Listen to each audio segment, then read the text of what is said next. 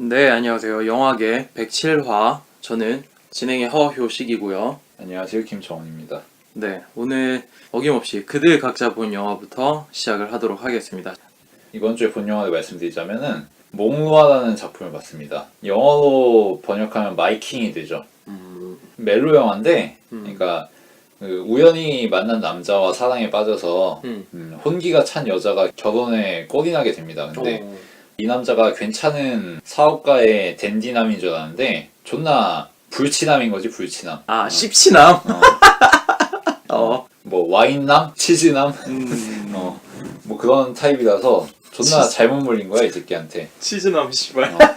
그래가지고 양육권 분쟁도 겪고 외도하는 것도 다 받아봐야 되고 이혼 소송까지 겪게 되고 그러면서 인생 꼬이지만 그럼에도 불구하고 이 사람을 못 잊고 계속 사랑할 수밖에 없는 것에 대해서 다루는 영화인데 그렇게 생각보다 재밌진 않더라고. 이게 감독도 이름이 있는 감독이고 이 배우도 뱅상 카셀 나오고 유명 배우들 많이 나오거든. 그래서 기대하고 왔는데 흔한 멜로 스토리 같아서 흥미롭진 않더라고. 뱅상 카셀이 치즈남이었나 보네. 처음에는 굉장히 깔끔하게 나오거든. 다른 남자들과 관계에서 상처받은 거 내가 다 치유해 줄게 뭐 이런 믿음직한 남자도 나오는데 알고 보니 개새끼였던 거지. 영화 소재가 구시대적이다. 제목도 몽누아야, 몽누아. 너 그래서 마이킹. 몽누아 이러고 뭐 뱅상 카셀 이러길래 한 90년대 80년대 영화인가 이랬는데 작년 거라니. 그렇구만. 저는 이번 주에 홍상수 감독이 재밌게 본 베스트 10 영화를 골라서 보려고 했습니다. 네. 그 중에 첫 번째 영화가 북극의 나누크입니다. 북극의 나누크? 네, 어쩌다 보니까 제가 흑백 영화를 보게 됐네요.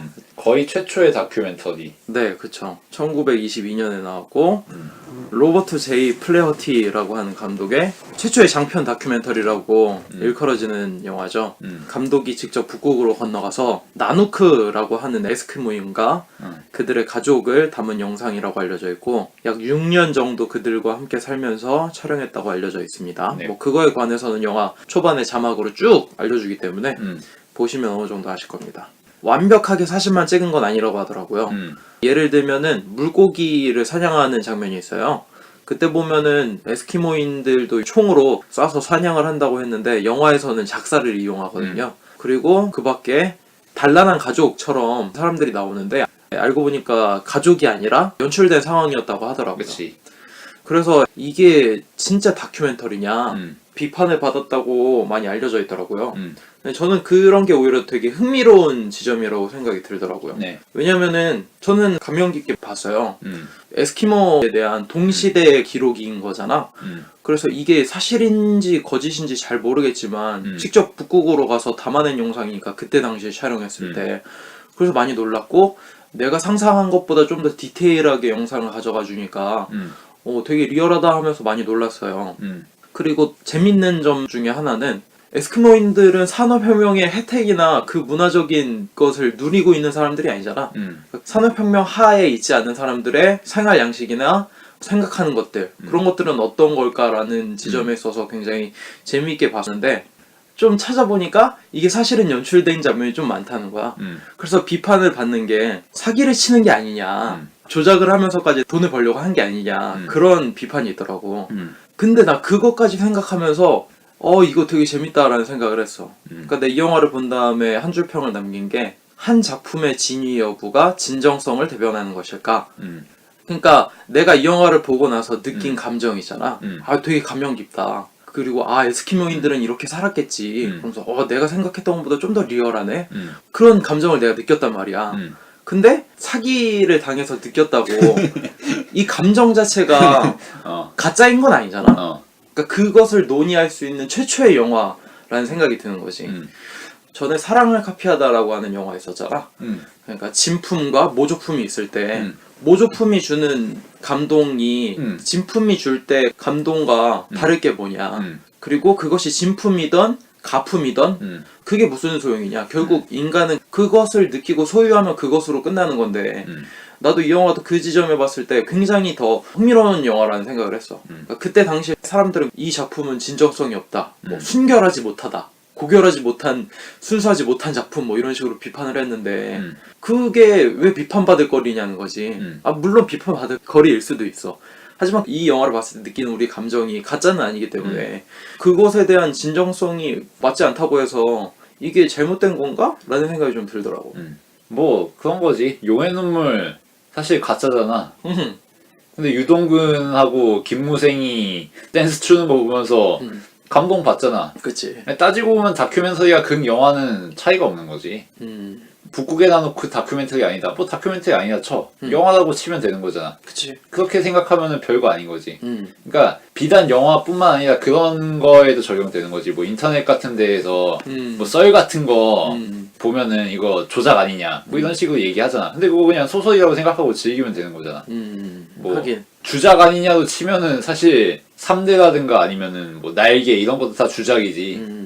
원래 그거 픽션이잖아, 픽션. 그치. 리얼이 아니라고 다. 날개야 도달아. 그럼에도 불구하고 우리에게 일정한 감흥을 주지. 우리는 그게 실제 있는 사실이라서 감흥을 받는 게 아니라 그럴 법하니까 감흥을 받는 거잖아. 그치. 뭐 그 점에서 다큐멘터리와 극영화의 경계는 미미하다고 볼 수 있겠지. 그런 것을 인정하기 시작하면서 나도 성장했다는 느낌이 들더라고. 그러니까 옛날 같으면 나도 아니 내가 이렇게 감동을 받았는데 이게 주작이었단 말이야? 내 감동 돌려내 막 이럴 수도 있고 아 이렇게 순결하지 못한 작품이었단 말이야? 돈이나 벌려고 감독들이 작정했구나 막 이런 생각도 했을 것 같아. 1차원적으로. 근데 지금은 영화도 많이 보고 다른 방면으로 생각이 열리다 보니까 아 이런 게 훨씬 더 재밌는 거네. 아 그런 거에 사람들이 왈가왈부하고 입에 거품 물고 싸우고 이런 것들도 재밌구나라는 생각이 들면서 그런 부류의 사건의 첫 시발점이라는 것 때문에 이 영화가 오히려 가치가 있다는 생각이 들었어. 최초의 장편 다큐멘터리 SK인모 인내 3 뭐 이런 것들을 다 떼놓고 그런 지점에 있어서 되게 흥미로운 영화다라는 생각이 들었습니다. 제가 다음으로 소개시켜드릴 영화는 페이크 다큐멘터리입니다. 포 포같은 실버라는 작품인데 포같은 실버? 피터 잭슨이 만든 페이크 다큐멘터리입니다. 관객들 상대로 거대한 뻥을 치는 영화인데 자기 옆집에 있는 할머니가 자신에게 필름을 준 거예요. 자기 남편이 필름들을 아주 많이 보관하고 있었다고. 도움이 되면 좋겠다고. 근데 그 필름들에 존나 고전 영화들도 많고 혹은 옆집 할머니의 남편이 찍은 영화들도 있는데 그게 꽤 감흥이 있는 거지. 그래서 이 사람이 알고 보니 뉴질랜드 영화사의 대부였다. 효시였다. 뭐 이런 식으로 이야기가 진행되는 거야. 근데 알고 보면 이게 전혀 말도 안 되는 사실이고 그 사이에서 피터 잭슨이라든가 그 페이크 다큐멘터리에 등장하는 실제 인물들이 세계 영화사를 읊으면서 자연스럽게 허위의 사실을 끼워 넣는 거지. 그래서 관객들에게 마치 퀴즈 풀이 내듯이 이 영화가 진행되는 거야. 이게 등장인물들이 이야기하는 것이 거짓말이라는 걸 알면 알수록 재밌거든. 그리피스가 어쩌고 오소넬즈가 어쩌고 이런 얘기를 하면서 슬쩍슬쩍 말도 안 되는 이야기를 섞으면서 이 페이크 다큐멘터리가 진짜인 양 윤색을 하는데 이게 다 거짓말이고 이 사람들의 농담 따먹기라는 걸 알면 굉장히 재밌는 작품인 거지. 방금 말한 북극의 나노쿠에 연결되는 부분이 있다고 할 수 있는데 그치. 이런 페이크 다큐멘터리를 만듦으로써 관객들에게 사실인 양 거짓말을 하는 것 자체를 유머 소재로 사용하면서 감흥과 재미를 줄 수 있다는 거 영화에. 이 영화가 거짓말이라는 걸 알면 알수록 이게 코미디가 되고 이런 거거든. 다큐멘터리와 영화의 그 경계 사이를 왔다 갔다 하면서 관객들을 농락하는 재미잖아. 이런 게 재밌는 거지. 관객들은 그 농락을 당하면서 한편으로 인상을 받는 거고. 그 다큐 안에 있는 인물들은 실제처럼 얘기를 할 테니까 뻥임에도 불구하고 그치. 예를 들어서 한국에 한라산이라는 밴드가 있었는데 이 밴드가 사실 비틀즈하고 맞짱을 떠도 안 꿀리는 밴드였다고 이런 얘기를 하면서 뭐 레드 제플린이 어쩌고 뭐 이런 얘기 하는 거 비슷한 거지. 로큰롤의 역사를 잘 아는 사람들은 굉장히 재밌겠지. 비슷하게 영화사를 잘 아는 사람들은 재밌게 볼 수 있는 그런 피터 잭슨의 페이크 다큐멘터리였습니다. 많은 사람들만 알아들을 수 있는 유머 코드일 수도 있긴 하지만 그런 것 때문에 더 재밌을 수 있겠네. 저는 다음 작품으로 또 홍상수 감독이 좋아했던 영화를 봤습니다. 네. 녹색 광선이란 영화입니다. 네. 1986년에 나온 작품이고요. 에릭 로메르라고 하는 거장 감독이 만든 영화입니다. 네. 일전에 효식이와 함께 에릭 로메르 감독의 레네트와 미라벨의 4가지 모험이라는 작품도 같이 본 적 있죠. 네. 네, 그때 굉장히 재밌게 봤던 기억이 있는데 네, 맞습니다. 보자마자 저는 에릭 로메르 감독인지 모르고 봤는데 느껴지는 감이 있더라고. 아 이거 전에 봤던 그 작품의 감독이 만들었을 것 같다라는 생각을 했는데 아니나 다를까 똑같더라고요. 네. 이 감독만의 특징이 좀 있는 것 같아요. 그리고 왜 홍상수 감독이 좋아하는지도 어느 정도 알 것 같고. 홍상수 감독이 아무래도 에릭 로메르 감독 벤치마킹 한 것 같아요. 제가 볼 때. 네. 관조적으로 바라보는 카메라의 구도도 그렇고 그리고 인물들의 대화들도 그렇고 사실적인 이야기를 하고 그중에 일상에서의 판타지를 살짝 섞는 그런 느낌도 있는데 분명하게 다른 지점은 홍상수 감독의 영화는 좀 질펀하고 찌질하고 그런 것들이 겹쳐 있다면 에릭 로메르 감독은 그렇지 않았던 것 같아요. 아기자기하고 귀여운 에피소드고 그것이 결국 따뜻하게 결말을 짓는 이번 작품도 비슷합니다. 이번 작품은 또 참고로 베니스에서 황금 사자상을 수상한 작품으로 알고 있고요. 델핀이라고 하는 여자 주인공이 나오는데 그 여자 주인공 중심으로 펼쳐지는 이야기예요. 여자 주인공이 휴가를 가기로 했는데 갑자기 친구로부터 휴가를 같이 못 갈 것 같다는 이야기를 듣는 거예요. 네. 아 그래서 이 여자 주인공이 혼자 가기는 싫고 또 모르는 곳으로 가기는 싫고 가족들이 아일랜드로 간다는데 또 괜히 가족들이랑 가기는 싫고 이러지도 저러지도 못하는 사이였는데 어느 날 친구랑 같이 산책을 하다가 모르는 사람들이 파티를 열고 즐겁게 지낸다는 이야기를 듣고 한번 거기 가봐야겠다 하고 갔어요. 그래서 사람들이랑 즐기고 있는데 네. 식사를 하는 상황이 나오는데 델핀이 채식주의자인 거예요. 그리고 그곳이 시골이고 그러다 보니까 이 사람들은 채식주의자라는 걸 이해를 못하는 거예요. 파리지앵들은 우리는 서로 각자 다른 거야 이러면서 다 이해하는데 시골의 이 촌놈들은 이해를 못하는 거지. 아니 고기 안 먹고 어떻게 살아? 너 이상하다 참 이러고 그럼 우리 나가서 우리 서핑이나 할까? 이랬더니 자기는 또 수영을 못한대. 왜 또 수영을 못해? 그러니까 물에 대한 트라우마가 있다는 거야. 엄청 까탈스러운 거지 여자가. 그네도 타러 가고 그러는데 자기는 또 멀미가 나서 그네 타는 건 또 싫대. 엄청 까다로운 거예요 여자애가. 그리고 자기가 생각했을 때도 자기 자신이 너무 까탈스러운 거 같고 그래서 사람들을 뒤로 하고 산책을 가 산으로. 근데 너무 서글픈 거야. 너무 외롭고 자기가 까탈스러운 거 자체는 맞는데 섞이질 못하니까 사람들한테. 그래서 막 서럽게 울어.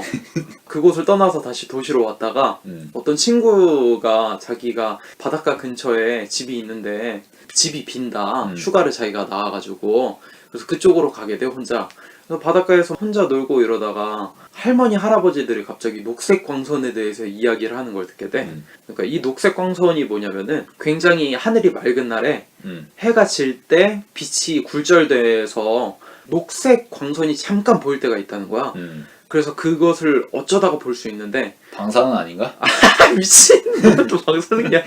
그래서 그 녹색 광선을 보는 순간 타인의 진심을 알 수 있게 된다는 그런 전설이 있다는 거야. 그래서 그 이야기를 듣고 이 소녀가 희망을 품게 돼 오히려 반대로. 왜냐면 이 여자애는 자기가 까탈스럽고 굉장히 예민한 사람인 거를 인정하기 때문에 자기랑 맞을 남자를 계속해서 찾는데 없는 거야. 괜히 거절하게 되고. 그래서 마지막까지 이야기가 계속 펼쳐지는데 꽤나 재밌더라고. 그러니까 이 델핀이라고 하는 인물은 자기만의 세계가 굉장히 확고하거든. 그래가지고 평범한 사람들이랑 다르다는 것까지 인정을 하는데 그렇기 때문에 자기 혼자 이렇게 독립적으로 완벽한 개체로 사는 게 아니라 오히려 다른 사람들이랑 다르기 때문에 외로운 거를 인정할 수밖에 없는 사랑이거든. 그래서 녹색 광선이라고 하는 말도 안 될 것 같은 희망? 그거 하나를 믿고 계속 살아가다가 영화 말미에는 그게 이루어져. 뭐 이런 사람에게도 따뜻한 날이 온다. 그런 것을 담아낸 영화라고 볼 수 있는데 극단으로 치우쳐져 있는 주인공이잖아. 다른 사람과 아무랑도 섞이지 못하고 까탈스러운 성격 때문에 나를 받아줄 사람은 없을 것만 같고 근데 이런 지점이 영화이기 때문에 통할 수 있다고 생각을 해. 사람들 살다 보면 외롭잖아. 무리 중에 있어도 외롭고 옆에 누가 있어도 괜히 누군가 보고 싶고 그럴 만한 우리 개개인들의 사람들의 성격을 극단으로 보여준 다음에 섞일 거 없을 것 같고 나를 위한 사람은 없을 것 같고 그러한 순간은 영영 오지 않을 것 같아서 계속해서 우울할 것 같지만 그럼에도 희망은 온다.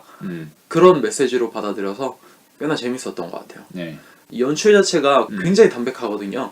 중요한 사건들이나 주인공의 상황과 처해진 환경 같은 것을 담백하게 짤막짤막하게 이야기하고 바로바로 다음 컷으로 넘어가는 것들이 문학적이고 프랑스스럽다라는 생각이 들었습니다. 네. 그럼 이 정도로 마치고 에일리언을 가지고 107화 꾸며보도록 하겠습니다.